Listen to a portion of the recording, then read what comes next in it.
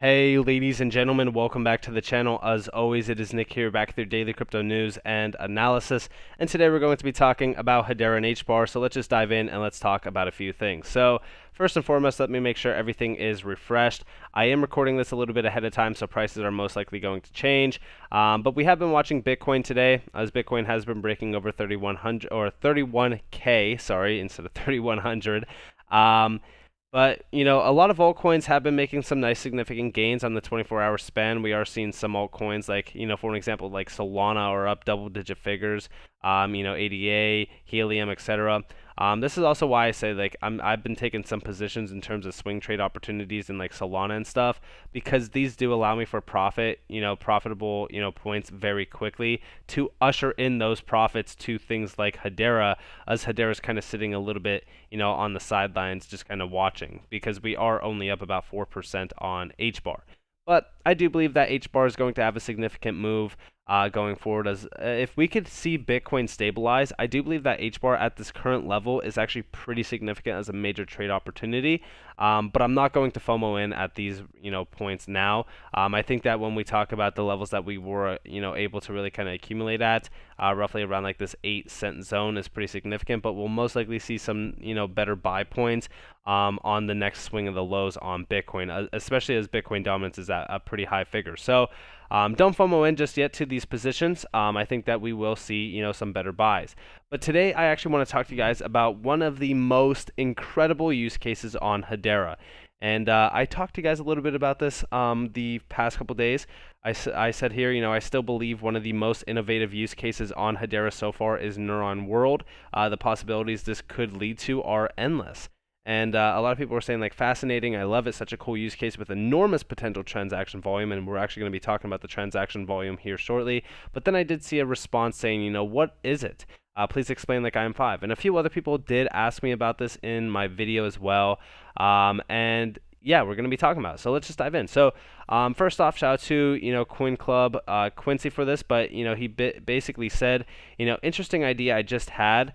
I think Hashgraph, technology like in the token Hbar could be a perfect network for self-driving cars due to their Hashgraph gossip protocol. Each car being a node can share location and sensor data to nearby nodes on the roads, cars, lights, even drones. And we did see here, check out Constellation DAG, but then we did see, of course, the Hbar Foundation, or the Hbar community, not foundation, stepping in, and we did see Zepsi saying, you're right, Hbar is the most sustainable as proven by UCL, most secure ABFT, and extremely fast, 10,000 transactions per second throttle tested, 400,000 transactions per second per shard. Fees are negligible. FPOS Australia has labeled it the only viable option for smart cities. And then, of course, we did see him mention Neuron. He did talk a little bit about Neuron here. Now, I don't know if this is the older article or not. So it's actually, no, it's the one that I have over here as well. But we do see him saying, on the note about drones, you hit the nail on the head.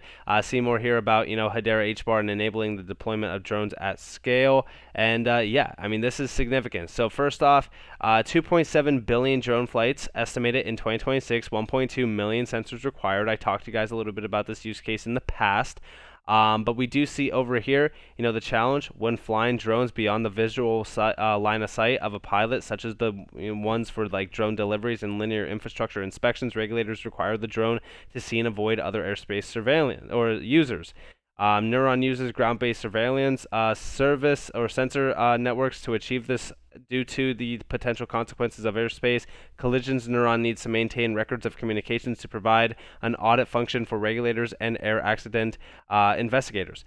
Now, I want you guys to understand that this is a significant use case simply by the volume at which we would need this to transact. So when we talk about things happening, like for example, we'll just say, like, what if these drones become Amazon delivery, delivery drones, if you will, right? Because these are actually delivering pharmaceuticals and also like medical supplies. They did run trials on this. We're going to be talking about that. But that's basically what they are trying to do here. In fact, they are saying, such as for drone deliveries and linear infrastructure inspections. Now, when we talk about these deliveries, these could be significant because almost every single one of these flights, we do see 1.2 million sensors required, 2.7 billion drone flights estimated. every single one of these flights would actually have the required substance of over 1 million plus, transactions. And we're going to be talking about that. So let's actually go over to this article. So this was the first article that we did see from Neuron. It really kind of outlined the project itself and really kind of outlined what they are trying to do. And then, of course, we did see an update, which was from January 6, 2022, talking about this trial that they did have. Neuron leverages the Hedera network for drone radar systems in the UK. Of course, we did see, that they were basically trying to have a wide array of use cases. For an example, over time, Neuron's vision is to provide a decentralized platform for a range of mobility solutions, including drones, air taxis, autonomous vehicles, and ground robots. So this is actually going to be pretty significant when you look at the overall use cases that they're trying to do here. But we do see down here, until now, drones have had the limited benefit for governments and private enterprises because they could not be flown safely out of line of sight and therefore could not be utilized for long-distance deliveries, transport, or inspections. With this trial leveraging Hedera Consensus Service, we have made unmanned long-distance drone travel possible utilizing safety-critical aviation infrastructure. Each flight creates millions of data points. This is basically transactions. Look at this as data, like instead of data points, it's transaction points. So there's going to be millions of transactions basically demanded on each flight. And like I said, there's 2.7 billion flights. So this is going to be a massive use case in terms of the value at which it would actually need in terms of transactions. Now, we also do see down here they mention which no other public ledger has been fast enough to log and correctly order. That's why they chose Hedera Consensus Service. So this is actually pretty significant. Now, we do see that they are gathering, storing, and ordering this data immediately, giving them a real-time radar system for drones. So Hedera is basically opening the doors for this, and of course they are mentioning MediDrone down here, by the way, which is going to be for medical, deliveries and things like that. I love to see use cases like that, where we are seeing some major innovation happening around that area. Now, again, like I said, the benefits here are insane. And when we look at the things that they are building, so here's MediDrone, here's what it looks like. You can see exactly what they're trying to do here. We do see down here estimates were made that for a medium-sized city with around 100,000 inhabitants and 36 drones, each carrying 100 tests, would be sufficient to visit everyone once every 4 days, and that regular mass testing of individuals even just every 30 days, which roughly amounts to randomly testing around 3.3% of the population every day, would flatten any curve quite significantly. So of course they are talking about this within COVID and things like that. But again, you can see the demand building around something like this. They also do show you guys a diagram on how this would actually work and be utilized. You also do see like them having like a helicopter basically being able to, see these drones. And of course you do see the drone station and stuff like that.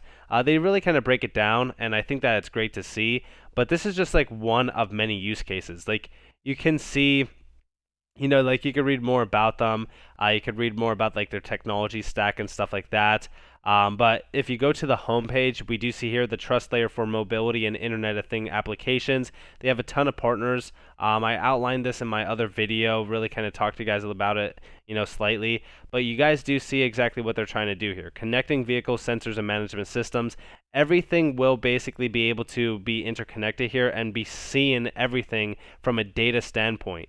Collaborative intelligence, we're seeing everything designed to elevate your mobility experiences. You're seeing tracking, weather, hazards, map data, events, signals. This is going to be a massive demand of the Hedera network. We do see air vehicles. Again, you could see, a few over here. You could see, them basically looking at the air vehicles. You could see road vehicles as well. E-mobility. These are like robots and stuff like that as well. And then they actually do have robots over here. It's pretty significant, and they're definitely preparing for the future within this, and I love to see that. And like I said, when we talk about the demand around Hedera from a use case like this, it would be astronomically significant. And I want you guys to understand that this is why I've always said like this is probably one of the most significant use cases to date that have been built out on Hedera. And there's a ton of other ones as well. I've mentioned a few, but this one definitely is one that shines the most to me, at least, from an overall transactional demand area.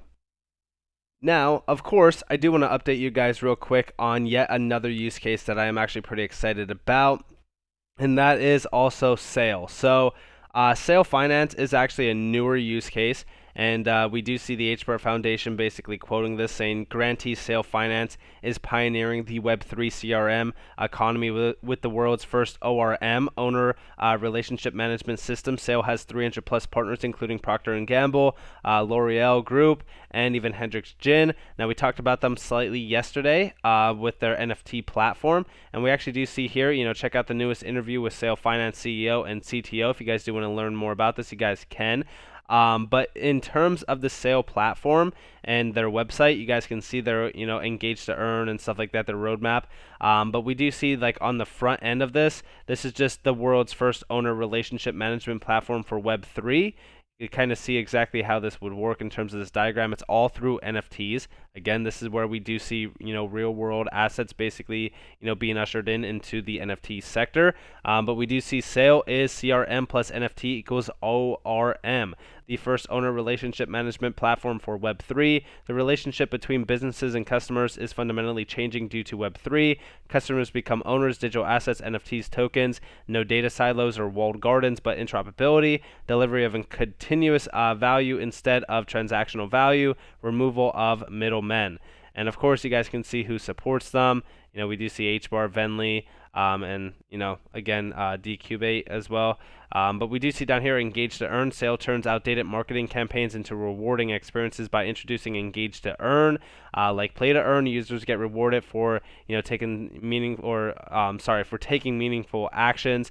Engage, users engage with their favorite brands utilizing the sale app. Earn, users earn sale tokens or brand tokens for their engagement. And then enjoy, users enjoy unique experiences and gain exclusive advantages from the NFTs they earn or purchase. So I do think that this is great, and there's some significant brands on board with this. You guys can see all of them. You do see Huggies, L'Oreal, Brussels Airport, and then of course like P&G. P&G is a giant. I want you guys to go check around your house right now. I guarantee you that you probably have a Procter & Gamble product in your house. If you're talking about like things as simple as we'll just say, I don't know, paper towels, right? Procter & Gamble most likely are the name behind them. They are a giant within consumer products. So I think that this is great. This is another use case that, in my opinion, being built out on Hedera is pretty significant. And I do think that this is a perfect bridge to retail demand through something like the consumer product area. A lot of these use cases, even in terms of like the coupon bureau, for an example, are pretty significant. So with that being said, I hope that you guys enjoyed this video. If you guys did, definitely leave a like, subscribe, turn notifications on if you guys want more free content. You guys are more than welcome to follow me on Twitter and join the free Discord down in the description below. As always, up to you all. Have a beautiful day or beautiful night wherever you guys are on this beautiful world. This has been Nick. Peace out, guys.